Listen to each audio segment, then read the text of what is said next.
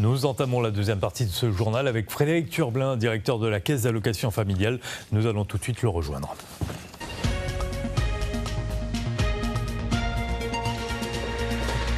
Bonjour Monsieur Turblin. Bonjour Monsieur. Merci d'être avec nous ce midi. Cette rubrique, vous le savez, est ouverte aux téléspectateurs qui peuvent nous appeler au 02 62 40 6 7 8 9 ou envoyer des messages. On commence, Monsieur Turblin, avec le renouvellement des droits annuels avec du changement depuis cette semaine. Alors cette semaine, effectivement, il y a un arrêté de simplification. Ce qu'on peut dire sur le renouvellement de droits, c'est important. C'est le premier mensuel de l'année qui permet de mettre à jour les dossiers. Donc c'est très important, notamment, je fais un appel aux 5-6 000 allocataires qui n'ont pas encore renseigné leur déclaration de ressources, notamment pour l'allocation adulte handicapé et l'allocation logement. On va les appeler pour éviter toute rupture de droit. En tout cas, ça s'est bien passé pour la très très grande majorité de nos allocataires. Et depuis lundi, donc, un arrêté qui va simplifier, alors c'est pour juillet prochain. Sur le bulletin de salaire, on aura une nouvelle rubrique qui s'appellera le net social, qui sera, alors comme pour l'administration fiscale, le montant à déclarer aux impôts, là ça sera le montant à déclarer aux organismes sociaux, et c'est dans le cadre de la solidarité à la source, puisque ça nous permettra en 2024 de pré-remplir les déclarations de ressources, ce qui était évidemment une solution, simplification très importante, et ensuite, en 2025, de mettre en place la réforme gouvernementale de la solidarité à la source. Un mot peut-être sur les pensions alimentaires, avec une réforme également cette année. Oui, alors là, dès le 1er janvier, vous avez raison, c'est la généralisation, ça fait un moment qu'on en parle sur le volet des pensions alimentaires impayées. Ce qu'il faut retenir, c'est que dès le 1er janvier, c'est la généralisation de l'intermédiation financière des pensions alimentaires. On y a travaillé bien sûr avec les juridictions, avec les greffes, avec les avocats, pour que sitôt qu'une pension alimentaire est fixée, la décision soit transmise à la CAF qui met en place cette intermédiation. Ça veut dire que le débiteur verse à la CAF reverse à la maman souvent qui bénéficie de la pension alimentaire.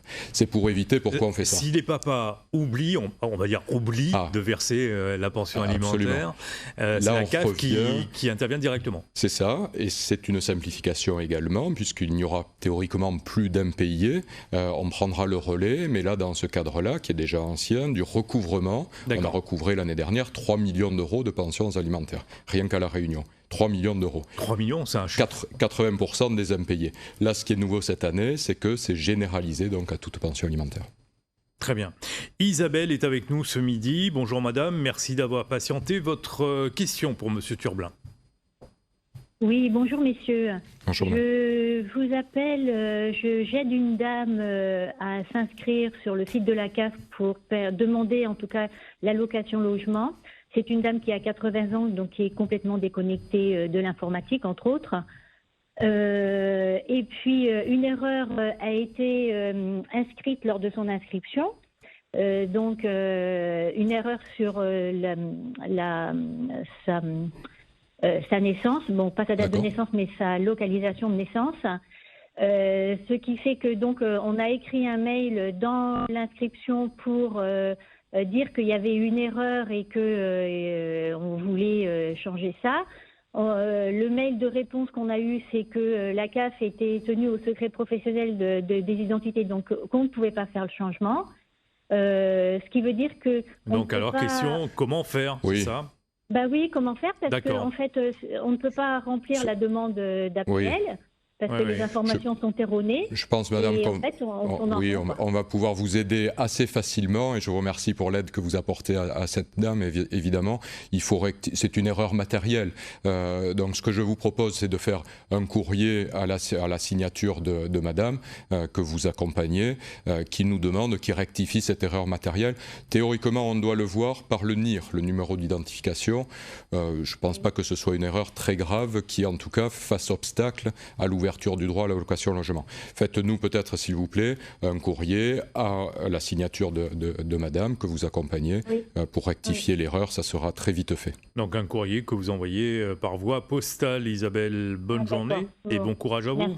Merci à vous. Merci, bonne journée, au revoir. Rosine nous attend au tampon. Bonjour madame. Bonjour messieurs. Bonjour. Voilà, moi c'est pour l'aide au logement aussi. J'avais une aide au logement jusqu'en décembre qui était de 178 € et c'est passé d'un coup à 33 €. Je ne sais pas ce qui se passe, mais mon truc n'a pas augmenté un petit peu, même pas de 10 euros. La retraite a augmenté et j'ai que maintenant 33 euros d'aide au logement. Je voudrais savoir ce qui se passe. Est-ce que c'est normal? Est-ce que... D'accord.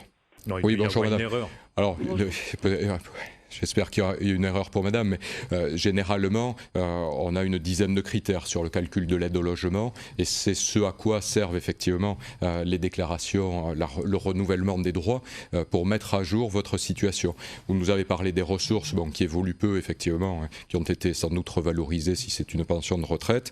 Oui. Est-ce qu'il y a un départ d'une personne au foyer? Est-ce qu'il y a un abattement qui tombe? Ce que je vous conseille, c'est de prendre rendez-vous sur le 3230. Là, nous avons rouvert. Alors, on a priorisé en début d'année. J'ai essayé de faire, mais j'arrive pas. J'arrive pas à y aller par internet. J'arrive pas à faire à prendre rendez-vous. D'accord. Oui. Alors, ce que j'allais dire, c'est qu'on a rouvert des créneaux de rendez-vous. On a priorisé aujourd'hui, en janvier, le traitement des droits et le paiement des droits, évidemment. Nous rouvrons progressivement tous les créneaux de rendez-vous. Si vous voulez bien, vous passez par le 3230. Vous appelez notre plateforme téléphonique qui vous donnera spécifiquement un rendez-vous pour vous donner les explications à cette évolution. D'accord, merci beaucoup. Bonne journée à vous, Rosine. Allez, bonne journée à vous et merci beaucoup. Jeanne, maintenant. Bonjour, madame. Oui, et Jeanne? Oui, bonjour, s'il vous plaît.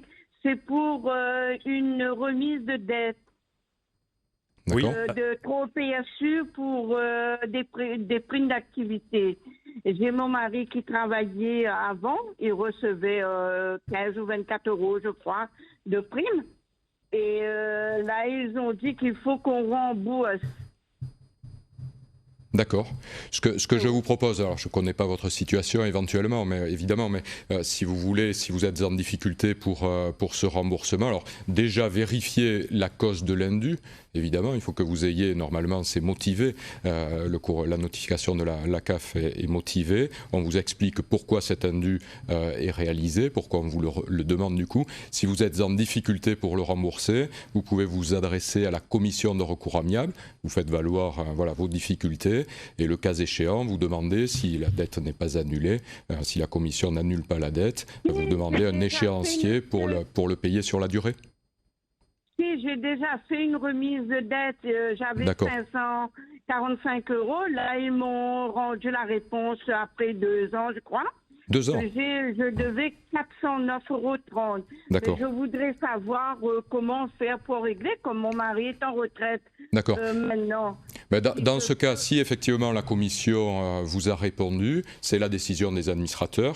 Dans ce cas, il vous reste à payer, c'est le reste à charge, les 400 euros que vous pouvez étaler. Donc là, on passe sur un plan de remboursement personnalisé qui sera étalé dans le temps. Je pense qu'on peut aller jusqu'à 2 ans pour échelonner évidemment ce remboursement. D'accord. Bonne journée, madame. Comment il faut faire? Vous saisissez, vous faites un mail en indiquant bien que vous souhaitez un plan de remboursement personnalisé, PRP, pour retenir. D'accord. Merci. Bonne journée à vous. Au revoir, madame. Sylvie, bonjour, madame. Oui, bonjour monsieur Pascal, et bonjour monsieur Turbin, éventuellement Sylvie de l'autre côté du téléphone. Voilà, j'ai déposé une demande à la NDPH. J'ai éventuellement reçu un SMS de leur part pour dire que ma demande est prise en cours, mais c'est depuis le mois de décembre. Et puis, je voudrais savoir de ce qu'il en est de ma demande à ce jour J, parce que, franchement, moi-même, je suis mère et père au foyer, et j'attends une réponse favorable quand même.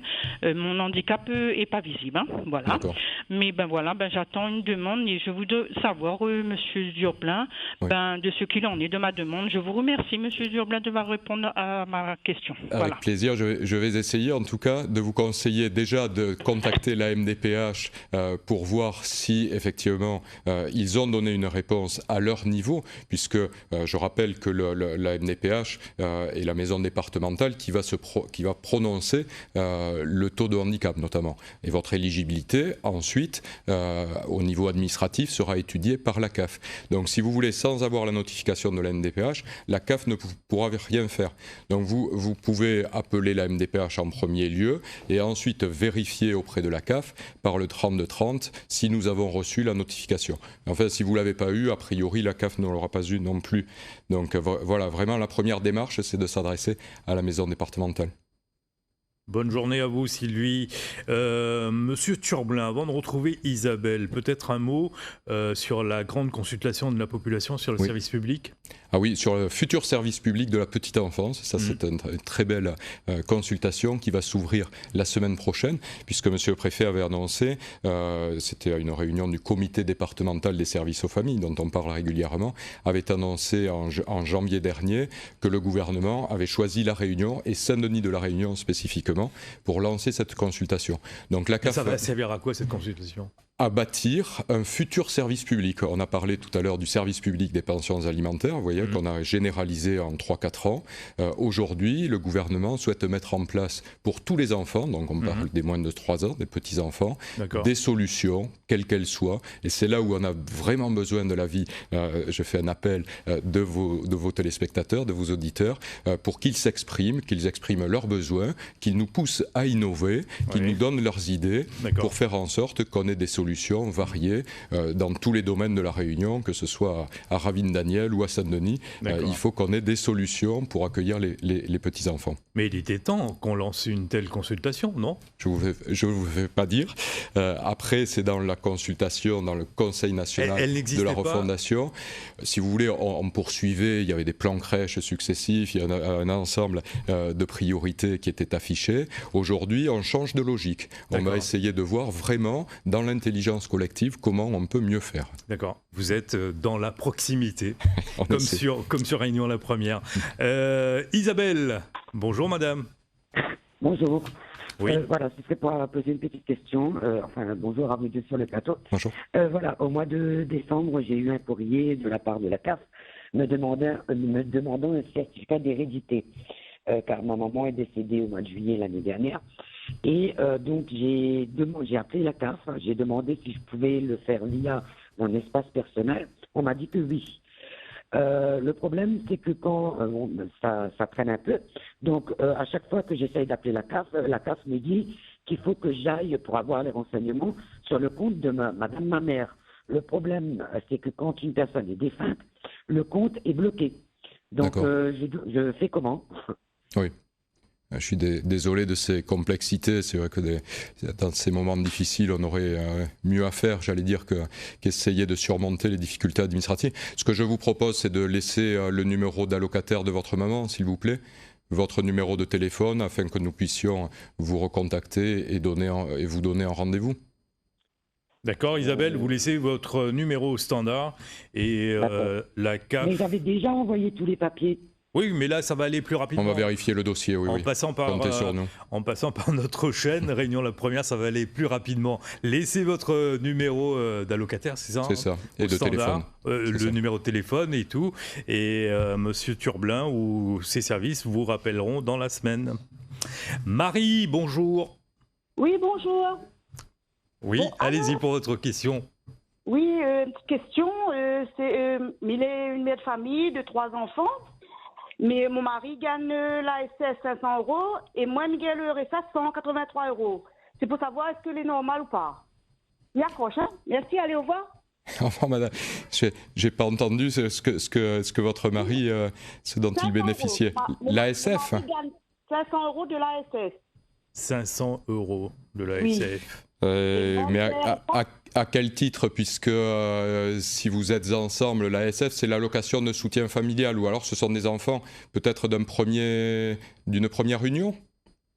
Non, c'est la CEDIC, même ça, non ? Hein, si c'est pas l'allocation de soutien familial, ça peut être c'est une autre prestation, alors dans ce cas, voilà. C'est pas l'ASF. Alors, j'essaie de reprendre. Pour le RSA, il faut le vérifier. Vous faites votre déclaration trimestrielle. Vous pouvez aller sur le caf.fr, faire une simulation avec les revenus de votre mari. Il faut effectivement, le RSA, le calcul du RSA est familialisé. Donc, il faut prendre en compte effectivement l'ensemble des revenus du foyer. Voilà, Marie, la réponse est... On a que ça comme revenu 183 € avec 3 enfants change.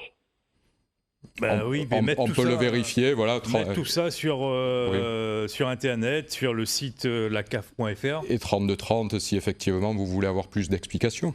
Ouais. Appel 3230, madame. C'est bon ? Merci bien. Merci. Bonne journée, Marie de Saint-Pierre. Dernier appel. Oui, bonjour monsieur, bonjour tout le monde. Oui, bonjour madame. Je voudrais savoir pourquoi sur Saint-Pierre, la CAF Casabona, pourquoi il n'y a pas de boîte aux lettres? Écoutez, vous me l'apprenez. Il y en a une qui était prévue. Est-ce qu'elle a été fermée ou... En tout cas, les horaires d'accueil sont... Vous savez que vous pouvez passer aujourd'hui sur nos accueils habituels dès 7h30. Vous pouvez scanner vos dossiers, vous pouvez nous les envoyer sur le CAFFR. Après, je vais vérifier effectivement où est passée la boîte aux lettres. Oui, il n'y a pas du tout à Casabona de Saint-Pierre. Il faut patienter. Et aussi, il faut attendre le vigile qui arrive pour donner le courrier. Oui, si vous voulez, c'est notamment en début de mois, on reçoit à peu près 1500 personnes par jour et on traite plus de 1000 appels par jour. Vous voyez, on a 94% d'accueil d'efficacité téléphonique. Donc peut-être que vous pouvez, le cas échéant, appeler pour vérifier la situation du dossier et après remettre effectivement aux équipes en place ou nous envoyer, donner la pièce à l'équipe si vous ne voulez pas attendre. En tout cas, la CAF va vérifier s'il y a une boîte aux lettres ou pas. Merci Marie pour votre appel. Ça sera le dernier appel de cette rubrique. Merci Monsieur Turblin d'être venu nous voir ce midi pour vos conseils concernant la CAF.